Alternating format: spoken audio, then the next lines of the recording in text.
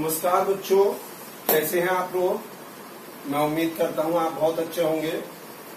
बच्चों, हम लोग कोऑर्डिनेट ज्योमेट्री पढ़ेंगे आज।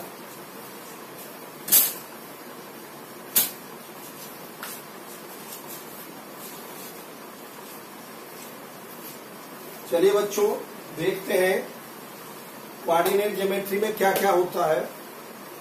सबसे पहले बच्चों, कोऑर्डिनेट ज्योमेट्री में आपका टॉपिक आता है स्ट्रेट लाइन, उसके बाद आपका आएगा सर्किल, फिर आपका आएगा पैराबोला, फिर एलिप्स, फिर हाइपरबोला।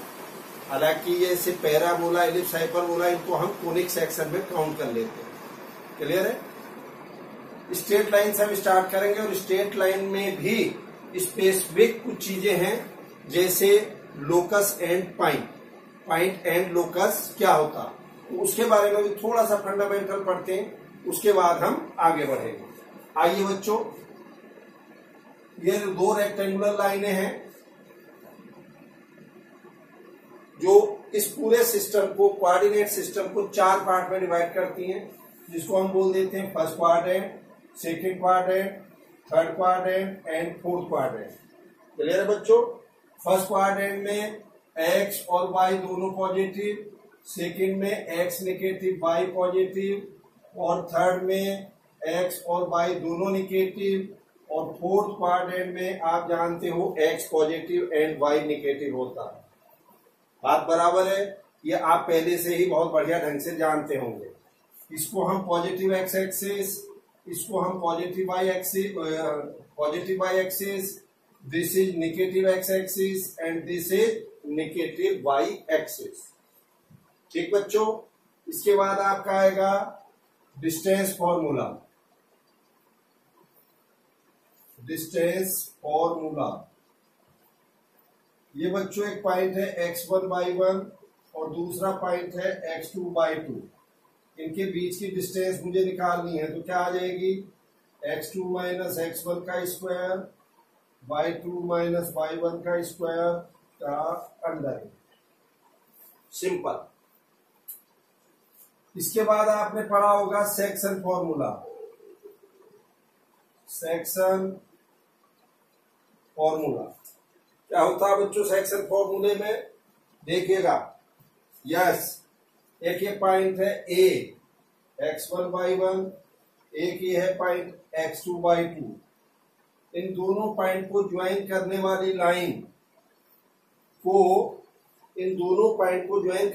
लाइन को, अगर कोई तीसरा पॉइंट m:n के रेशियो में इंटरनली डिवाइड करे, तो पॉइंट P के कोऑर्डिनेट क्या होंगे, यानी कि x equal to m into x2, n into x1, m plus n, y क्या होगा m into y2, n into y1 over n plus n। आपने पढ़ा भी होगा n इंटू x2 और ये y into x1 m into x2, n into x1, y के term में m into y2 plus n into y1। ये section formula आप लोगों ने पढ़ा होगा। अब बच्चों, यही पॉइंट अगर P इस A और B को एक्सटर्नली डिवाइड करे, देखिए scene, this is x2/2, this is x1/1, और ये पॉइंट P हो गया आपका xy।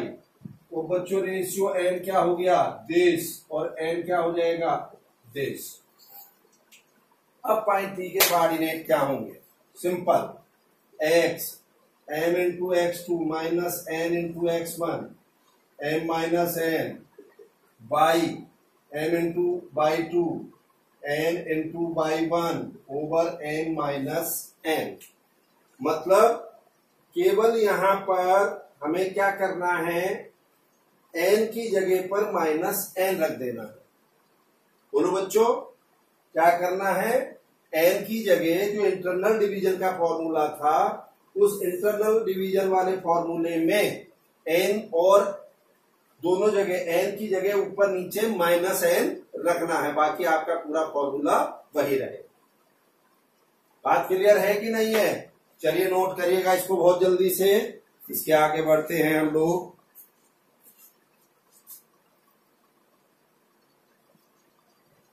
चलिए बच्चों देखिएगा next, area of A triangle.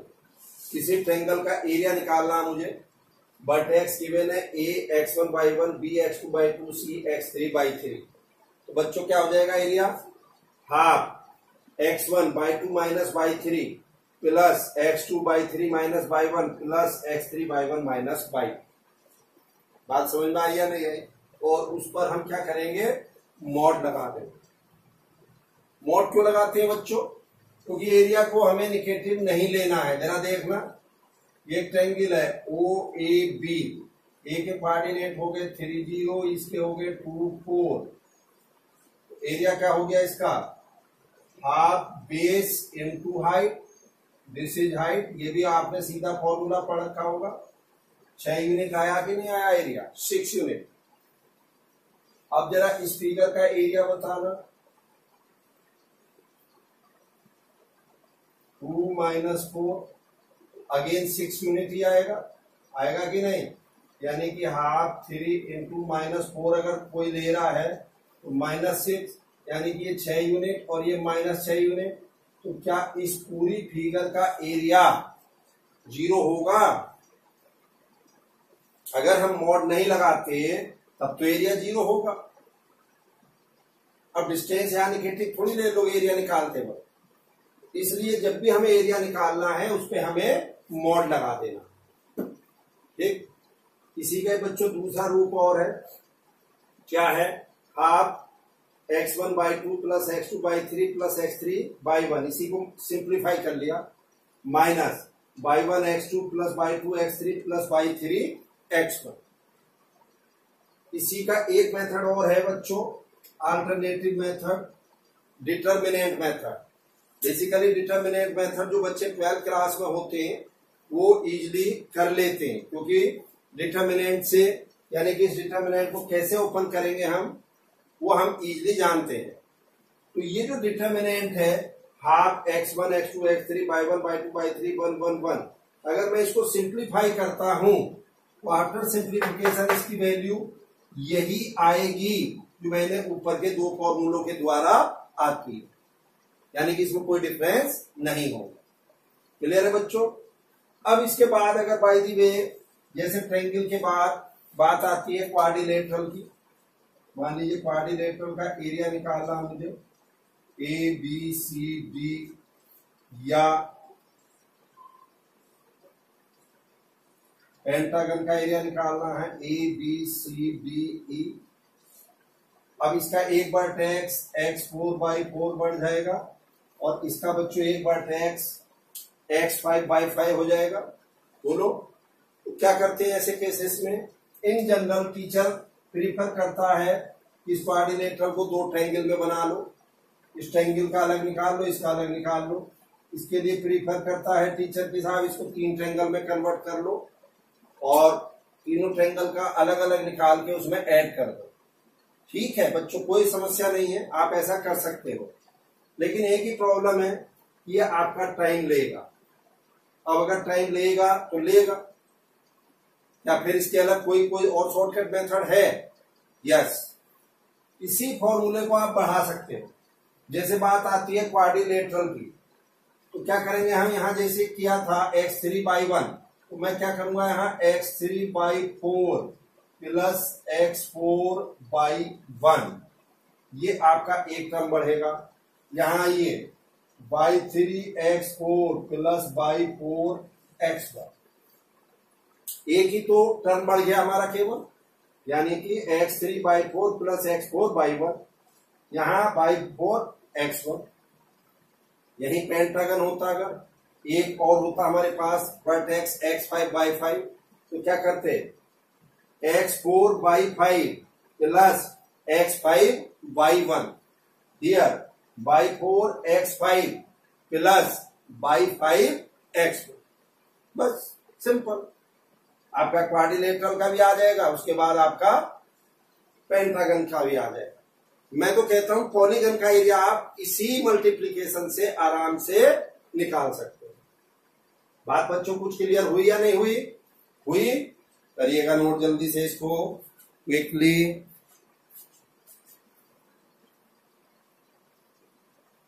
अब इसके बाद देखिए बच्चों, ये तो हमारा एरिया आ गया। एरिया आने के बाद कोलिनियरिटी, यानी कि जो 3 पॉइंट है हमारे, कोलिनियर कब होंगे? कोलिनियर का मतलब समझते हो बच्चों? एक लाइन में, यानी कि ए बी सी। बताइए बच्चों, कोलिनियर कब होंगे 3 पॉइंट हमारे? साफ सी बात है, या तो इनसे बनने वाले ट्रायंगल का एरिया 0 हो जाए, बोलो, या तो एरिया 0 हो जाए, या slope of A B equal to slope of A C हो जाए, तभी तो तीनों एक लाइन में होंगे। यानी कि ए बी का और ए सी का स्लोप इक्वल आ जाए, या डिस्टेंस बिटवीन ए बी ये वाली plus distance between B C, this is equal to distance between A C. A B के बीच की डिस्टेंस प्लस बी सी के बीच की डिस्टेंस इक्वल टू किसकी होनी चाहिए?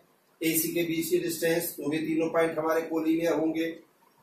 4th पॉइंट, कोई से भी 2 पॉइंट को ज्वाइन करने वाली लाइन की इक्वेशन लिख दीजिए। कोई से भी 2 पॉइंट को ज्वाइन करने वाली लाइन की इक्वेशन लिख दीजिए, और अगर तीसरा पॉइंट उस लाइन को सेटिस्फाई कर जाए तो भी तीनों पॉइंट कोलिनियर होंगे। अब आपके दिमाग में होगा कि यार ये सेटिस्फाई कर जाए, इस बात का क्या मतलब है? जैसे कोई से 2 पॉइंट को ज्वाइन करके लाइन की इक्वेशन आपकी ये आई, और तीसरा पॉइंट आपका 1 1 था, तो 1 1 जरा इस पे रखना, 1 + 1 - 2 यानी कि 2 - 2 = 0। तो इसका मतलब ये हुआ कि ये जो पॉइंट पी है ये इस लाइन को सेटिस्फाई कर रहा है। पॉइंट पी के कोऑर्डिनेट उस लाइन में रखने के बाद 0 = 0 का सीन बन जाना चाहिए, तो हम कहेंगे कि वो पॉइंट उस लाइन को सेटिस्फाई कर रहा है। बात क्लियर हो गई? अब इसके बाद एक पॉइंट और है, एक तरीका और है। कोई से 2 पॉइंट को ज्वाइन करने वाली लाइन को अगर तीसरा पॉइंट किसी रेशियो में डिवाइड कर रहा हो, किसी रेशियो में डिवाइड कर रहा हो, तो भी आपके तीनों पॉइंट कोलिनियर होंगे। तो मैं उम्मीद करता हूं ये बात आपको बहुत क्लियरली समझ में आ गई होगी, कोई समस्या नहीं है। कोलिनियर कैसे प्रूव करेंगे, ठीक है? करिएगा नोट। चलिएगा बच्चों, देखिएगा, यस, बहुत इंपॉर्टेंट सेगमेंट है, और ये चीज बच्चों हमें आनी ही आनी चाहिए। क्या? Slope of A line. किसी लाइन का स्लोप क्या होता है, ये इतना इंपॉर्टेंट एस्पेक्ट है, ये आपका मैथमेटिक्स में भी, फिजिक्स में भी, हर जगह आपको जरूरत पड़ती है। एक बार ढंग से समझ लो आप इसको। पहले तो मैं आपको बता दूं स्लोप कहते किसको हम बच्चों, tan थीटा को हम स्लोप कहते हैं। और बेसिकली स्लोप है क्या? Change in y with respect to change in x, यानी कि y/x इज कॉल्ड स्लोप। अब y और x क्यों कहेंगे? आपने देखा होगा कभी भी कोई भी पॉइंट अगर हम लेते हैं, ध्यान से देखना, जैसे ये कोई पॉइंट है, ये है px/y, भैया इसका क्या मतलब है? दिस इज y और दिस इज x, और आप चूंकि जानते हो y/x यानी कि परपेंडिकुलर ओवर बेस, इसको हम tan थीटा बोल देते हैं, इसको हम tan थीटा बोल देते हैं। इसलिए जो स्लोप है वो y/x यानी कि tan थीटा को बोलते हैं। अब आइए, क्या है slope? The tangent of the angle that A line make with the positive direction of x axis. पहले तो पॉजिटिव डायरेक्शन का क्या मतलब है? देखिए बच्चों, 2 तरीके की डायरेक्शन है। एक डायरेक्शन तो ये हो गई, ये x एक्सिस की पॉजिटिव डायरेक्शन है, और एक ये है this is negative direction of x axis. एक एंगल आपका ये हो गया। तो x एक्सिस की पॉजिटिव डायरेक्शन से, यानी कि एंटी क्लॉकवाइज जो एंगल बनाएगी x एक्सिस से, उसके tan थीटा को उस लाइन का स्लोप कहेंगे। मतलब tan theta is known as slope, और इसको बच्चों हम शॉर्ट में n से भी डिनोट कर देते हैं। आपने पढ़ा होगा कहीं, जैसे कोई लाइन होती y = mx, m क्या है? स्लोप, यानी कि tan थीटा को हम स्लोप बोलते हैं। तो फिर दोबारा से सुनिए, the tangent of the angle, किसी एंगल का टेंजेंट यानी कि ten, the tangent of the angle that A line make with the positive direction of x axis, with the positive direction of x axis is known as slope. Simple, ये anti clockwise positive direction हुई और clockwise आपकी negative direction हुई। आपने देखा होगा कई बार angle जब हम देखते हैं, इधर देखिए, अगर हमने एंगल ऐसे मेजर किया है तो पॉजिटिव लेंगे, और अगर एंगल ऐसे मेजर करते हैं हम तो निगेटिव लेते हैं। ये हमने पढ़ा है कि नहीं? ये तो आपने 9th-10th क्लास में भी पढ़ा होगा। ठीक है, तो वापस आइए, कहाँ आना है वापस? इधर। ये आपका स्लोप पता चल गया कि भाई tan थीटा को हम स्लोप बोलते हैं। ठीक, अब slope of the line joining the 2 point, अगर किसी लाइन पर 2 पॉइंट हैं, उन लाइन को ज्वाइन, उन 2 पॉइंट को ज्वाइन करने वाली लाइन का स्लोप क्या होगा? बच्चों, मैंने एक पॉइंट ए लिया जिसके कोऑर्डिनेट x1 y1 है, एक पॉइंट मैंने बी लिया जिसके कोऑर्डिनेट x2 y2 है। एक ट्रायंगल बनाइए, ये x एक्सिस के पैरेलल है, ये y एक्सिस के पैरेलल है, ये मैंने एंगल थीटा ले लिया। तो ये पॉइंट मेरा क्या हो जाएगा अगर मैं इसको C मान लूं? जल्दी बोलो बच्चों, ये जो लाइन है AC x एक्सिस के पैरेलल है या नहीं है? बोलो जी। तो इसके कोऑर्डिनेट क्या होंगे? x1, ठीक, x1 होंगे या y1, sorry, x coordinate change होगा या y कोऑर्डिनेट चेंज होगा? जल्दी बोलो, अरे जल्दी से बोलो। यहां पे हमारा y कोऑर्डिनेट चेंज होगा कि नहीं होगा? यानी कि दिस इज y1, ये y1 होगा कि नहीं? और C कोऑर्डिनेट क्या होगा हमारा यहाँ पे? जो कोऑर्डिनेट इसका है दिस, यानी कि सीधे सीधे x कोऑर्डिनेट हमारा, जो यहाँ पे y कोऑर्डिनेट की वैल्यू आएगी, ये y1 होगा, ये जो चेंज है ये y2 माइनस y1 हो जाएगा, और this is x2 minus x1। ध्यान से सुनिए, इस पॉइंट C के कोऑर्डिनेट क्या होंगे? x2 y1 होंगे कि नहीं? भाई y1 क्यों हुआ? क्योंकि ये लाइन x एक्सिस के पैरेलल है, मींस y की वैल्यू उस पर कोई भी चेंज नहीं हो रही, सिर्फ x ही चेंज होगा, x1 से x2 हो जाएगा। और चूंकि BC जो लाइन है वो y एक्सिस के पैरेलल है, इसलिए उस पर x कोऑर्डिनेट चेंज नहीं होगा, y कोऑर्डिनेट चेंज होगा। तो ये डिस्टेंस y2 माइनस y1, ये डिस्टेंस x2 माइनस x1। तो बच्चों यहां पर tan थीटा क्या हो गया? y2 minus y1 over x2 minus x1, यानी कि delta y over delta x। हाँ या ना? तो यही तो हम स्लोप कहते हैं। स्लोप किसको बोलेंगे हम? जल्दी बोलो। The tangent of the angle that A line make with the positive direction of x axis. तो tan थीटा क्या हो गया यहाँ पे? Change in y over change in x, यानी कि परपेंडिकुलर ओवर बेस। बात यहां तक क्लियर है या नहीं? मैं उम्मीद करता हूं कोई समस्या नहीं हो।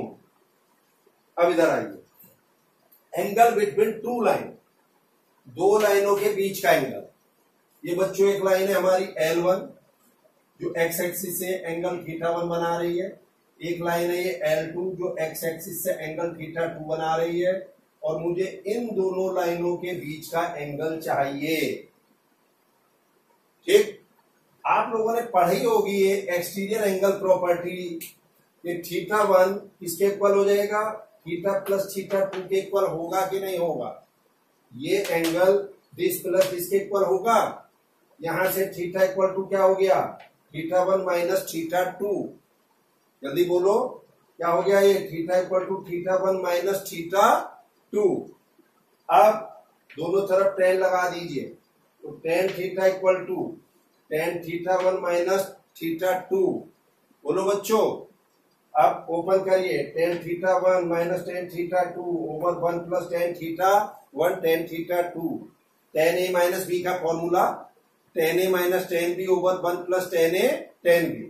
अब शॉर्ट में मैं अगर tan थीटा 1 को m1 tan थीटा 2 को m2 रख दूं तो यहां से tan theta equal to m1 minus m2 over 1 plus m1 m2 होगा। होगा बच्चों या नहीं होगा? कैसे? अरे सिंपल फॉर्मूला लगाया और बच्चों इसको भी मैं मॉड में बंद कर रहा हूं। क्यों कर रहा हूं सर? आपका एंगल एक्यूट भी हो सकता है, एंगल ऑब्ट्यूज भी हो सकता है। अगर आपका एंगल एक्यूट है 90 डिग्री से कम है तो स्लोप यानी कि tan थीटा पॉजिटिव होगा, और अगर एंगल आपका 90 डिग्री से बड़ा है तो आपका tan थीटा निगेटिव होगा। मान लीजिए ये एंगल आपका सपोज करिए 45 है तो पॉजिटिव होगा। अगर ये 45 है तो बच्चों ये भी तो एंगल इन दोनों लाइनों के बीच ही है, तो 135 हुआ या नहीं हुआ? तो उस केस में क्या हो जाएगा, ये एंगल अगर ये वाला चाहिए तो मुझे, तो आके यहां tan की वैल्यू निगेटिव होगी। कैसी होगी बच्चों? निगेटिव होगी। चलिए अब इसके बाद कंडीशन। बच्चों इसको नोट करो जरा, इसको हटाना है मुझे, इसका स्क्रीनशॉट लो इधर से बहुत क्विक। यस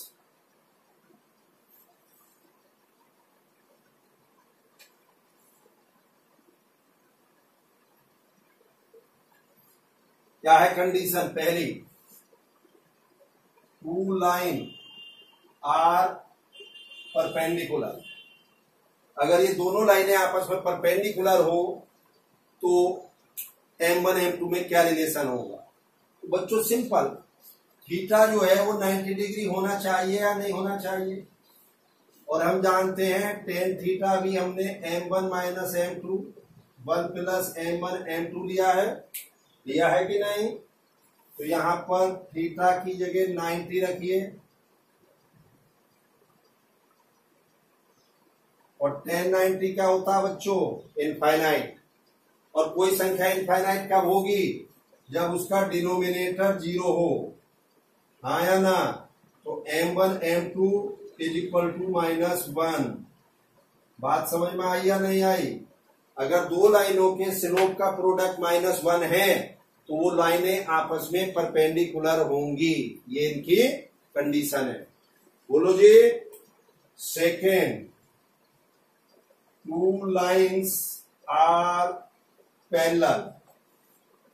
अब पैरेलल अगर दो लाइनें हैं तो थीटा की वैल्यू 0 डिग्री होनी चाहिए। यानी कि वो लाइनें कैसे होंगी बच्चों? जैसे एक लाइन ये है तो दूसरी ये होगी, ऐसे पैरेलल तो तभी होंगी, तो तभी तो होंगी जब इन दोनों के बीच एंगल 0 डिग्री हो।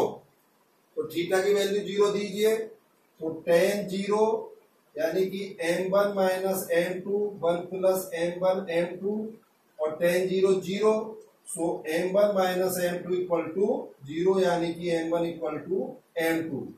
तो ये कंडीशन आपकी काहे की आ गई? दो लाइनों के पैरेलल होने की। अगर आपकी दो लाइनें आपस में पैरेलल हैं तो क्या होगा?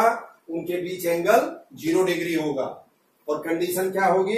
m1 इक्वल टू m2, यानी कि दोनों के स्लोप सेम होंगे, ऐसा कह दीजिए। दोनों के स्लोप कैसे होंगे? सेम होंगे। दोनों के बीच तो एंगल 0 होगा, लेकिन अगर पहली लाइन एक्स एक्सिस से 45 का एंगल बना रही है तो दूसरी भी 45 का ही बनाएगी, तभी तो दोनों लाइनें पैरेलल होंगी। बट इनके बीच का एंगल 0 होगा। बात यहां तक क्लियर हुई या नहीं हुई? तो बच्चों जो आपकी पहली एक्सरसाइज है एनसीईआरटी में, ये बेसिकली एक ढंग से रिवीजन है 9th-10th क्लास का। ये सारी की सारी चीजें आपने 9th-10th क्लास में पढ़ी होंगी, उसी को इसने रिवीजन में डाला हुआ है। हालांकि इस पे बेस कुछ प्रॉब्लम्स अभी हमें देखनी है, नोट करिएगा इसको क्विकली। चलिए बच्चों, ये जो हमने थ्योरी पढ़ी है इस पे बेस कुछ प्रॉब्लम्स करते हैं हम लोग। ये बच्चों एनसीईआरटी की प्रॉब्लम है, एक्सरसाइज है आपकी 10.1 स्ट्रेट लाइन में जो एनसीईआरटी है चैप्टर। प्रॉब्लम नंबर 3 देखिएगा। Find the distance between point P and Q। P क्या है बच्चों? x1/1, Q क्या है? x2/2। When PQ is parallel two by axis. अगर PQ जो है वो बाई एक्सिस के पैरेलल है। और फिर when P Q is parallel to x axis. अगर पी क्यू एक्स एक्सिस के पैरेलल है तो क्या डिस्टेंस होगी। तो आइए, मैंने एक पॉइंट पी लिया, एक क्यू लिया। पहला केस, चूंकि पी क्यू जो, अच्छा पहले तो ये देखें कि डिस्टेंस क्या हो जाएगी पी क्यू के बीच की। अरे x2 माइनस x1 का स्क्वायर, y2 माइनस y1 का होल स्क्वायर का अंडर रूट। क्लियर है। अब चूंकि जो पी क्यू है वो बाई एक्सिस के पैरेलल है, ये बाई एक्सिस के पैरेलल है, तो बच्चों अगर बाई एक्सिस के पैरेलल है तो इसमें बाई कोऑर्डिनेट ही तो चेंज होगा, एक्स तो सेम रहेगा। बताओ, यहां पे अगर आप देखेंगे पी का भी एक्स सेम रहेगा, क्यू का भी रहेगा, केवल बाई चेंज होना। तो यानी कि अगर ये पैरेलल टू बाई एक्सिस है तो x1 इक्वल टू x2 होना चाहिए कि नहीं। तो रख दीजिए इस फॉर्मूले में x2 की जगह x1 रख दीजिए। तो x2 माइनस x2 का whole square plus y2 minus y1 का होल स्क्वायर, ये तो हो गया 0। तो क्या बना, under root y2 minus y1 का होल स्क्वायर, और इसको हमने क्या लिख दिया, mod y2 minus y1। Mod क्यों लिखा, अरे y1 माइनस y2 का होल स्क्वायर और y2 माइनस y1 का होल स्क्वायर सेम आएगा कि नहीं, तो हम इसलिए उसको मॉड लगा देते हैं उसको। क्लियर है। अब आइए, अगर P Q parallel to x axis है तो भैया अगर एक्स एक्सिस के पैरेलल है तो अब क्या चेंज होगा इसमें, बता सकते हो मुझे। अब इसमें एक्स चेंज होगा, बाई सेम रहेगा, पैरेलल टू एक्स एक्सिस। जैसा आप देखते हो ना, एक्स एक्सिस पर कोई पॉइंट है सपोज 2 0, फिर वहीं पे आगे कोई पॉइंट 4 0, तो एक्स ही तो चेंज हो रहा है, बाई तो सेम है ना, 0 ऑलवेज। तो ऐसे ही parallel to x axis line पे अगर मैं देखूंगा तो आपका जो बाई है वो तो सेम ही रहेगा, सिर्फ एक्स ही तो चेंज होना है। तो ठीक है, y1 इक्वल टू y2 रख दो इस फॉर्मूले में। तो क्या आ जाएगा यहां से, x2 माइनस x1 का होल स्क्वायर, और ये तो 0 हो ही चुका, तो ये पी क्यू कितना हो गया इस केस में, x2 माइनस x1 का मॉड। बोलो बच्चों, बात क्लियर हुई या नहीं हुई। क्लियर है, करिएगा नोट इसको जल्दी से।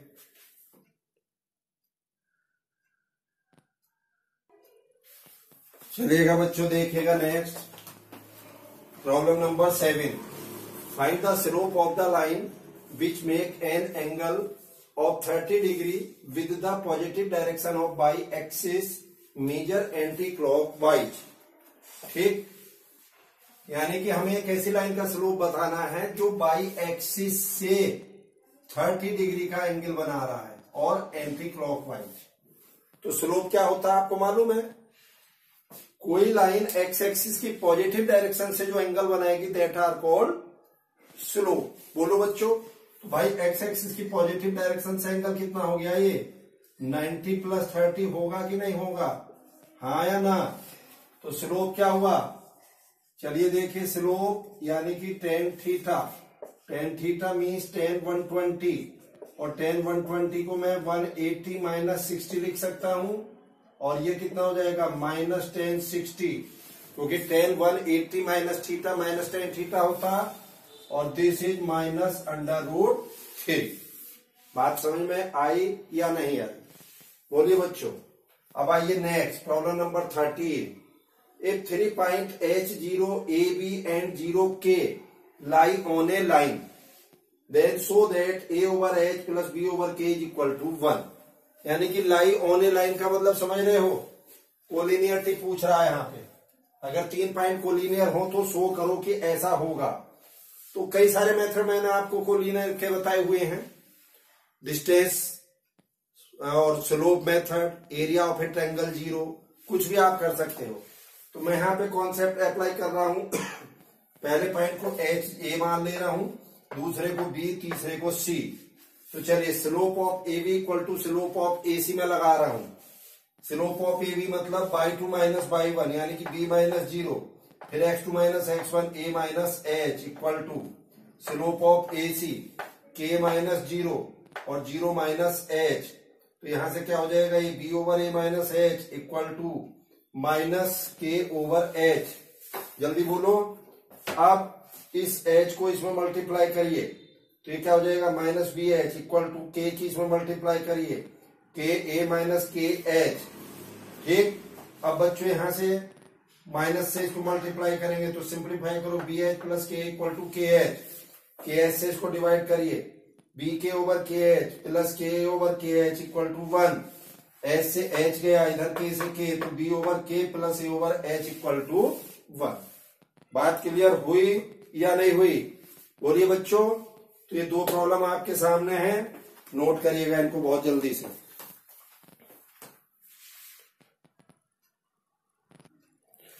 चलिए बच्चों देखिए नेक्स्ट प्रॉब्लम 11 नंबर, बहुत इंपॉर्टेंट प्रॉब्लम है ये।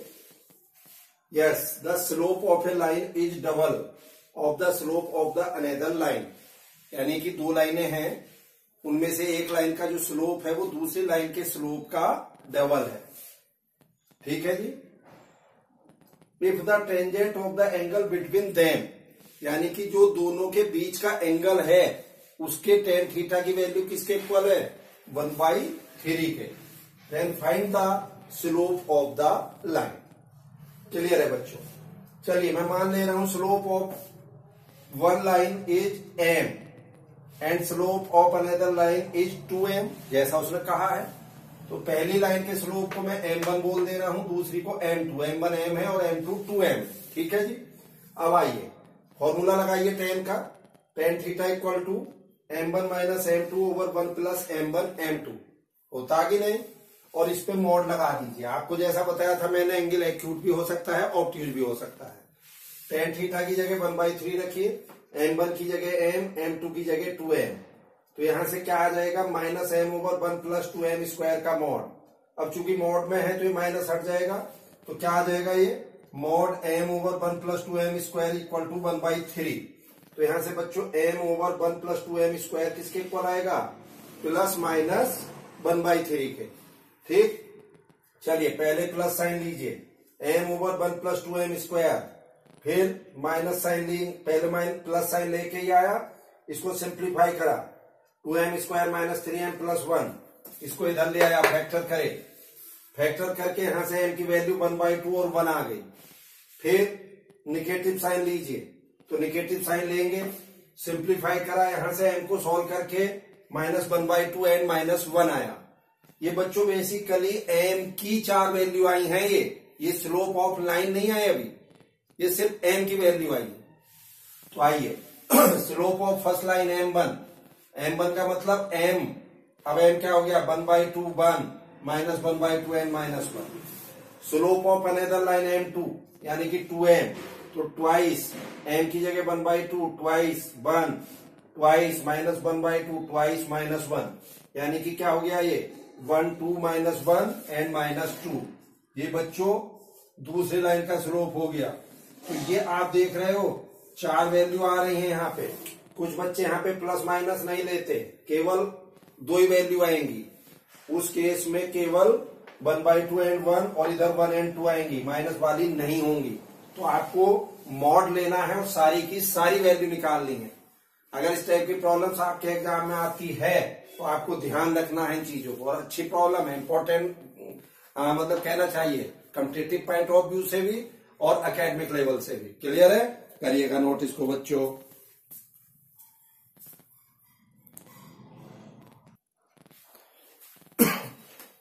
चलिए बच्चों एक नेक्स्ट प्रॉब्लम और देखिए, बहुत अच्छी प्रॉब्लम है ये भी। क्या है? Consider the following population and year graph. ये बच्चों ग्राफ है, ये एक्स एक्सिस के अलोंग ईयर है और वाई एक्सिस के अलोंग पॉपुलेशन है। ठीक, ईयर आपका दिया हुआ है 1985, 1990, 1995, 2000, 2005, 2010, 5 का डिफरेंस है। पॉपुलेशन 87, 92, 97, 102।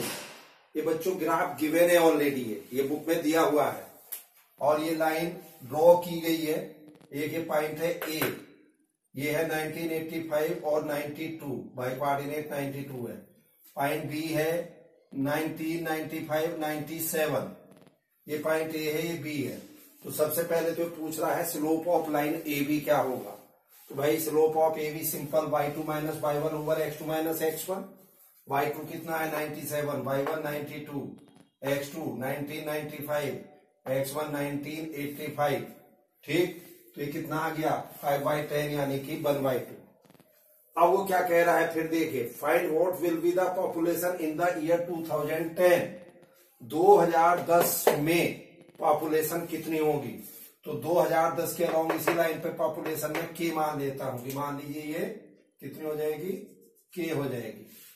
ठीक, तो भाई स्लोप ऑफ ए बी, अगर इसको मैं सी पॉइंट ले लूं तो slope of A B equal to slope of A C होना चाहिए कि नहीं होना चाहिए। तो ए बी का स्लोप 1/2, ए सी का कितना हो जाएगा, वही बाय 2, यानी कि के माइनस के 192 2010 ओवर सॉरी माइनस 1985। तो k minus 92 over 25, k minus 92 equal to 25/2 यानी कि 12.5। तो k कितना आ गया, 92 प्लस 12.5 यानी कि 104.5। बोलो बच्चों, बात क्लियर है या नहीं है। तो मैं उम्मीद करता हूं जो पहली एक्सरसाइज है इसमें मैंने मेन प्रॉब्लम्स जो थी वो आपको करा दी, बाकी बची प्रॉब्लम्स आप कर लेंगे। कोई भी आपको समस्या आएगी आप मुझे फोन के द्वारा, व्हाट्सएप के द्वारा, किसी भी ढंग से आप पूछ सकते हो। क्लियर है बच्चों। तो मैं उम्मीद करता हूं कि पहली एक्सरसाइज जो कि एक ढंग से 10th क्लास का रिवीजन था आपको बहुत क्लियरली समझ में आ गई होगी। बोलो बच्चों, तो आप इसको प्रॉब्लम्स को करिएगा, कोई भी समस्या होगी आप मुझसे डिस्कस कर सकते हो। ठीक है बच्चों, थैंक यू।